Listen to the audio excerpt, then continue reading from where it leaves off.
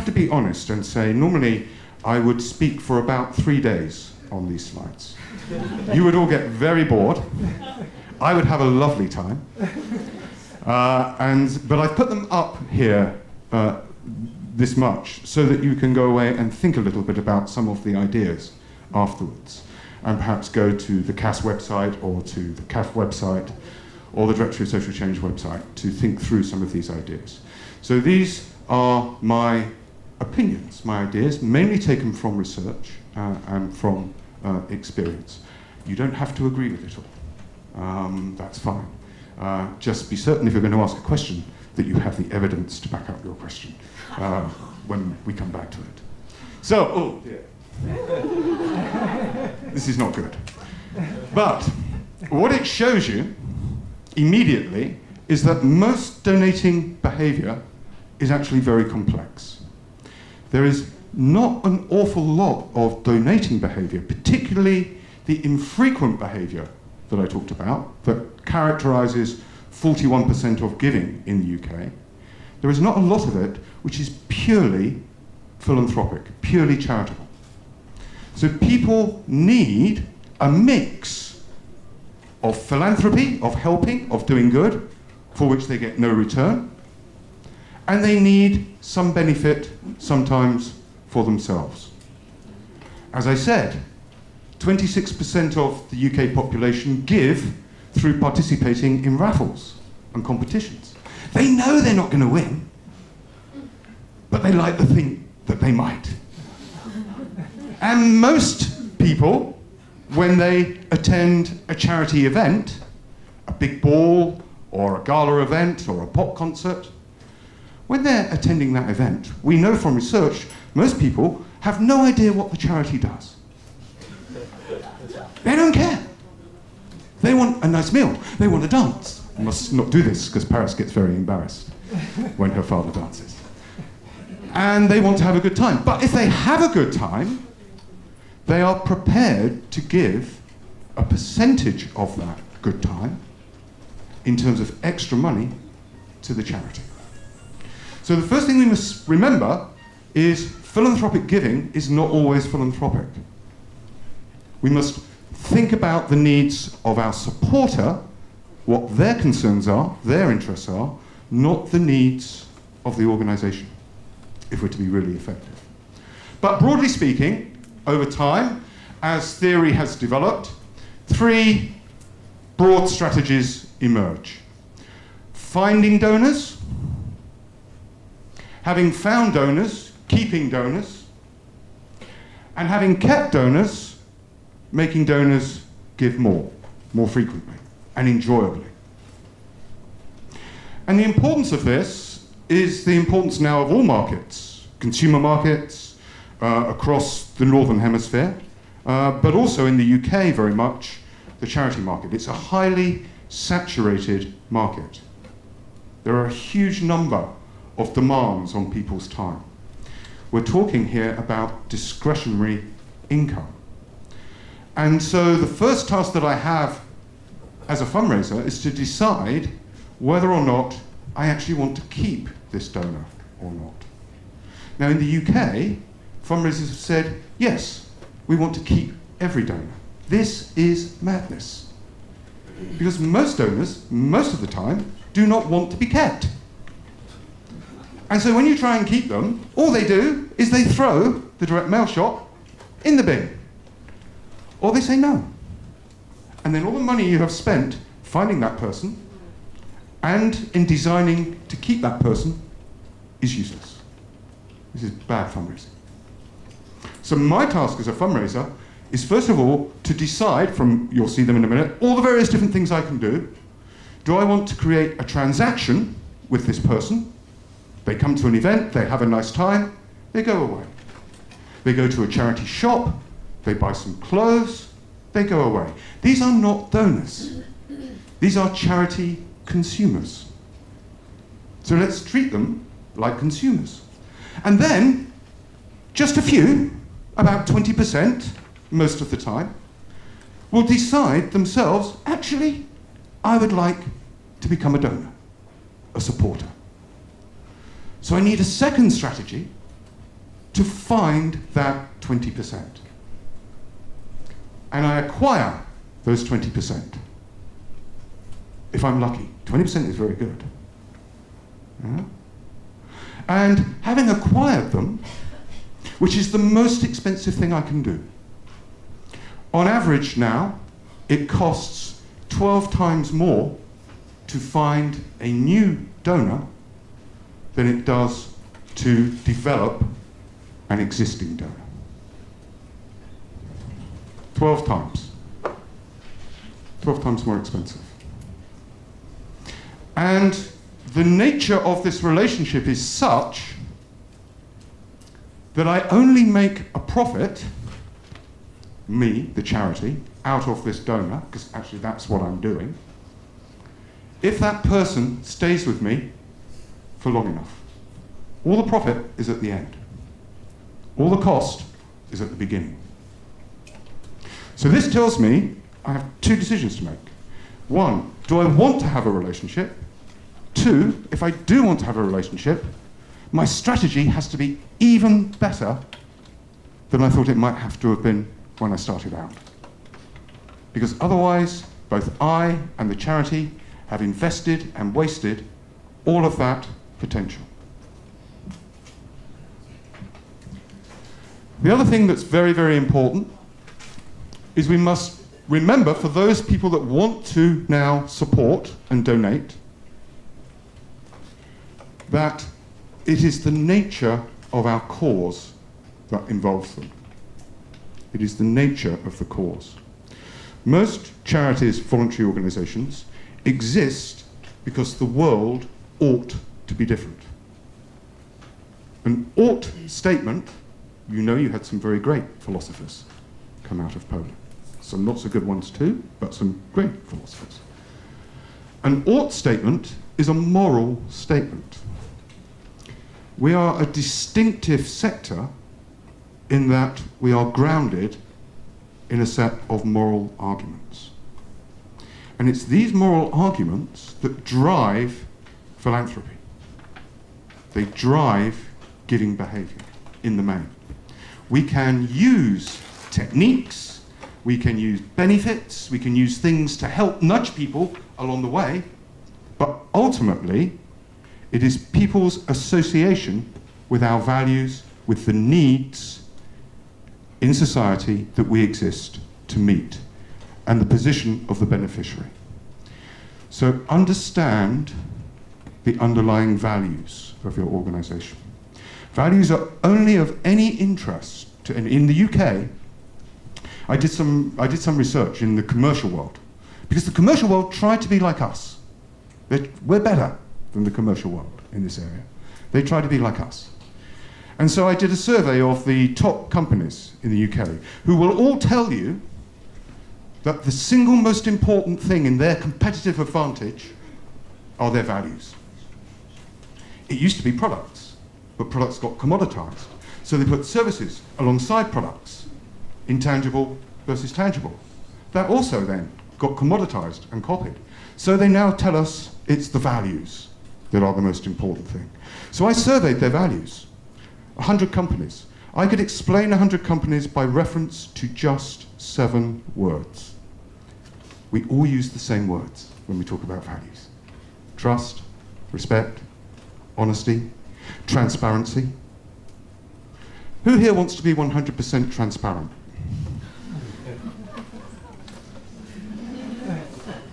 Did you have sex last night? You don't want to be 100% transparent, I promise you. Nobody wants to be 100% transparent. You don't have to be 100% transparent. The only people who tell you have to be 100% transparent are regulators who then are not transparent themselves. And donors don't care. They need some transparency. The thing they need most is that you take your values, whatever they are, and you turn them into, this is an English word, I hope you understand it, they turn them into resonant behaviors, applicable behaviors. Values are only of any relevance when you engage in behavior indicative of that value. So in the UK, for example, in the hospices, We have hospices in the UK, one of which I'm a trustee, where people go, sadly in the main, to die. And for many years they could raise no money. And everybody said they couldn't raise money. And 10 years ago I decided we would change that. Now they are the most efficient fundraising organisations in the UK. And most of what they do looks very amateur. It's not direct mail. It's not the telephone, or if it is, normally it's a nurse or a volunteer telephoning. Why? Because the donor loves the nurse and the volunteer. They don't actually even love the doctor. Doctors are too clever. The thing they love about the nurse is their care and their compassion. The thing they love about the hospice is people go there to move to the next world, or a world, in dignity, with support, with hope, with no pain. So don't tell me you can't raise money for your cause.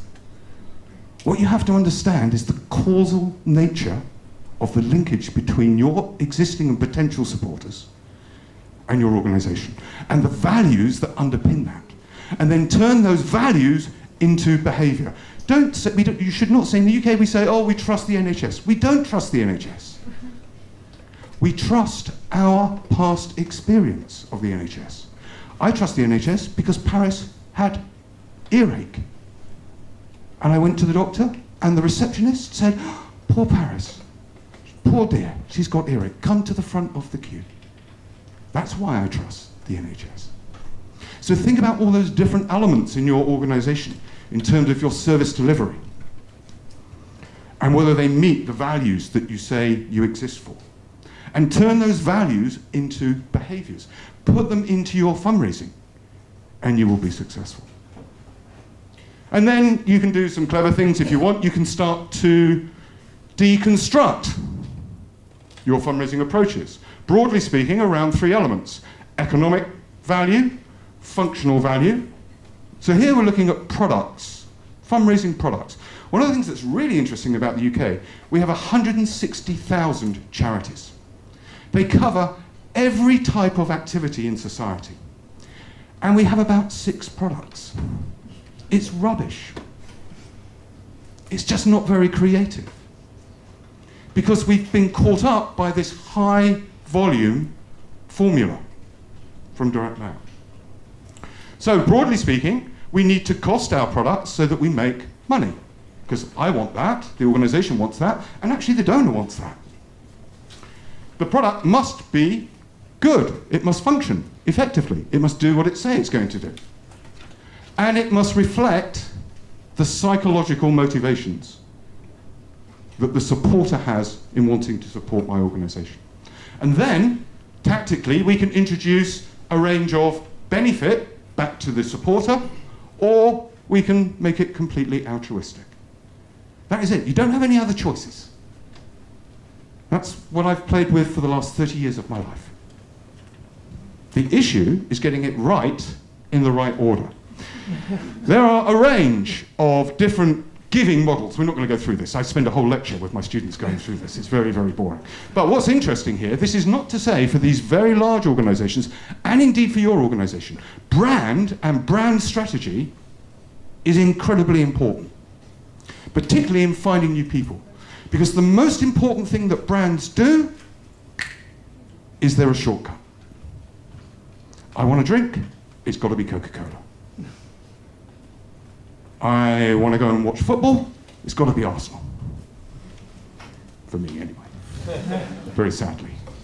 So the most important thing about brands and brand image is that they give you permission to talk to people. And that's why the large organizations invest so much in them. But the rest of us can do that as well. I'm not going to go through this. You can just see from it. This is Adrian Sargent's model of giving. There are a number of different models of giving. I think this is the best one. I was a colleague of his for many, many years. But it actually stands up better than most. And it takes you on a journey. It comes from systems theory. So it expresses the donor's journey, how people become involved. At each point, they can stop being involved. At each point, these different motivations and these different external and individual characteristics come together to form a greater or a lesser degree of commitment. My task is to work out which is what.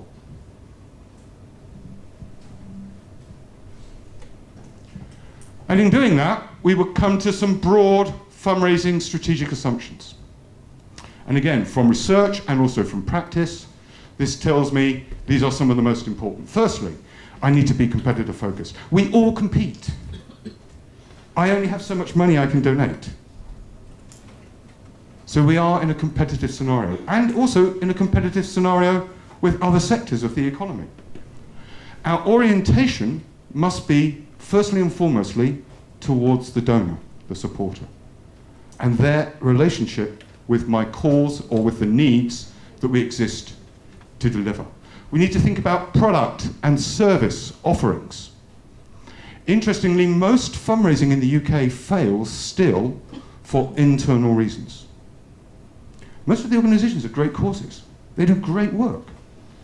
They fail because fundraising is not understood or is not properly marketed internally so that people don't respond in the way that they need to ensure that when you have a donor, the donor is welcomed, feels loved, is involved. In the UK, for example, some of our largest organizations have membership schemes, and they bring people into membership, and membership provides you with the ability to have no involvement at all. It's a bit weird, huh? And so many of them fail. This is mad. And then we need to, as I said, make this distinction between transaction or relationship. We also need to think about, before the event, where our money is going to go in terms of fundraising investment. Am I simply going to acquire people and have transactions? Am I going to acquire to retain and or to develop them?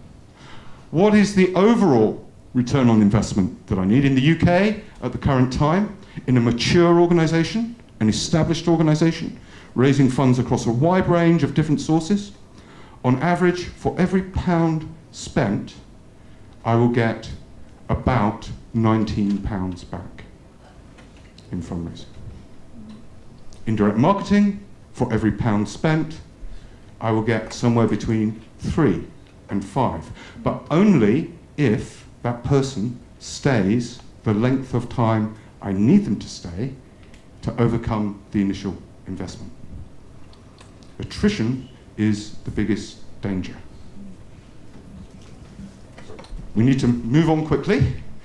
I would then expect to see, and in most organizations, most of the time, this isn't present. People laugh and smile and say, oh, particularly people who have done marketing or fundraising for me, oh yeah, we do that. And then go and look at their plans. They aren't smart. Yeah, we'll raise about 2 million from quite a lot of people, probably over the next 18 months. A lot of events start out as fundraising events. And by the end of the event, everybody's congratulating everybody about what wonderful public awareness. This just tells me the event is rubbish from fundraising. Or they will say, we had 100 people at our event, like we have here, and they will have made no attempt to capture their name or address. So they can only be transactional. And then they will tell me, but this is a great piece of relationship fundraising. Rubbish! It's rubbish! The other problem with fundraising in the UK, actually, is most professional fundraisers do not like to ask for money. They're embarrassed. I love asking for money. It's the best possible thing in the world when a donor gives you a huge amount of money. Or even a little person gives you a small amount of money. It's fantastic. Every fundraiser should ask for money at least once a week. Because that's what we are. We're fundraisers. So then we need to think about our objectives. And again, in the UK, we think a lot about these. We actually don't interrogate them very well, but we do think a lot about them. And we think not a lot about these.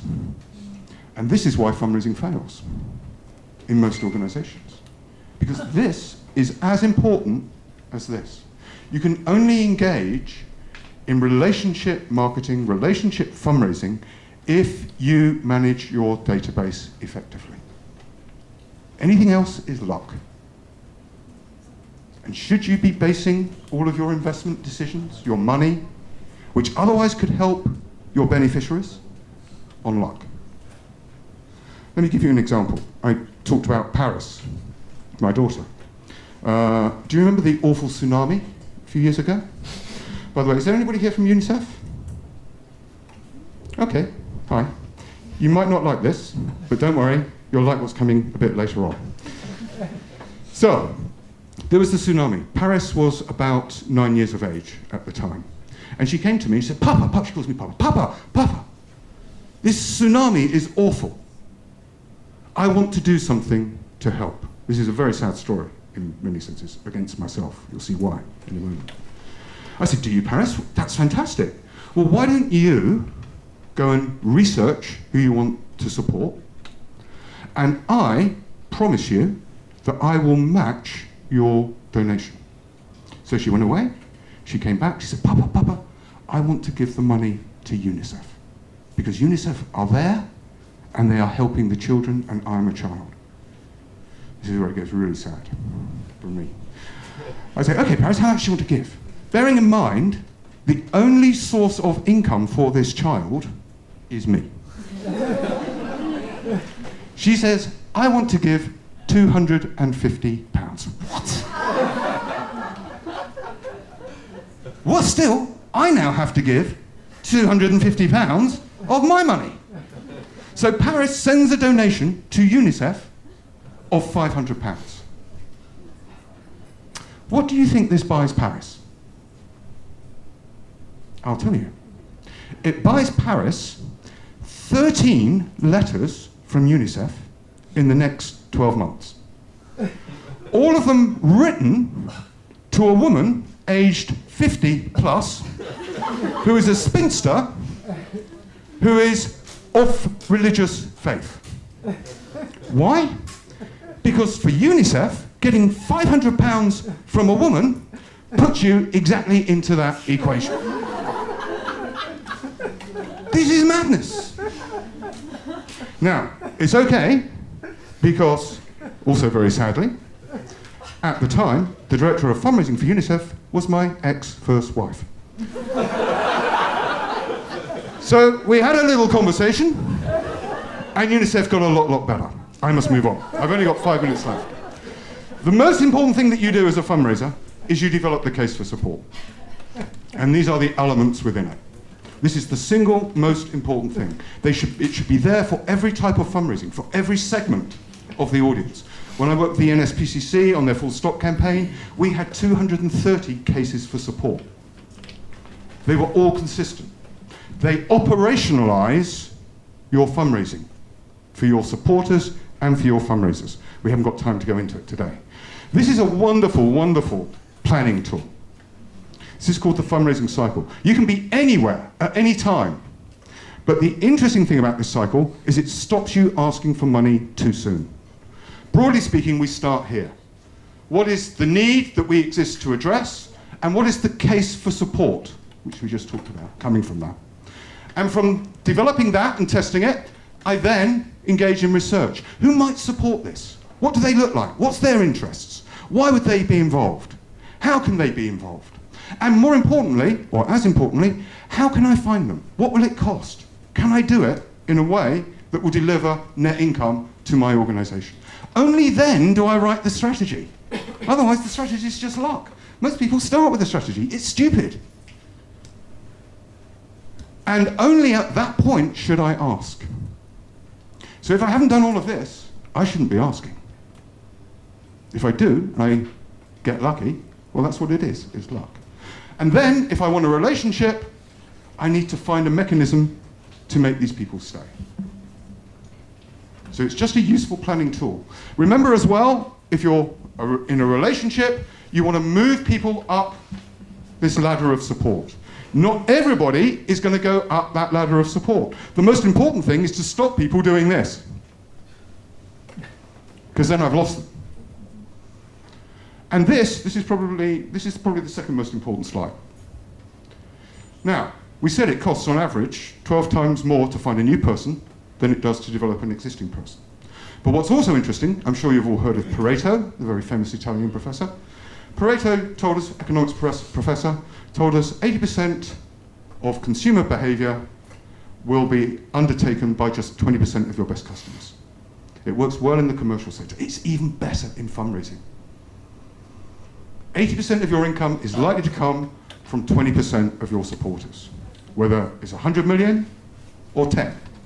My job is to find people, find within those people the 20% who are ready to move to the next level, and help and enable them to do so, whilst also having a strategy to keep the 80% here, exactly there, because they're not ready yet. If I try and make them ready, they'll go somewhere else. And why wouldn't you? And that's been the issue of most UK fundraising in the last 10, 15 years. We've tried to force people up the ladder. Doesn't work.